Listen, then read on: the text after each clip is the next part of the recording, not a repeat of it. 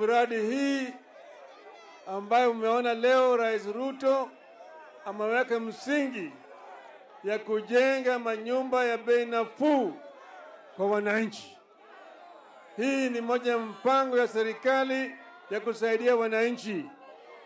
Hii mpango ya manyumba ya hali ya chini ni mpango ya serikali. Na hii mpango tulianza zamani sana. Maana yake tuko na shida 5. Haki ya kibinadamu.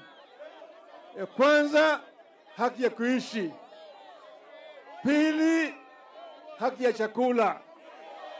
3, haki ya malazi. 4, haki ya afya njema. 5, haki ya elimu. Sawa sawa. Haya ndio maadui 5 ambayo tunapigana nao.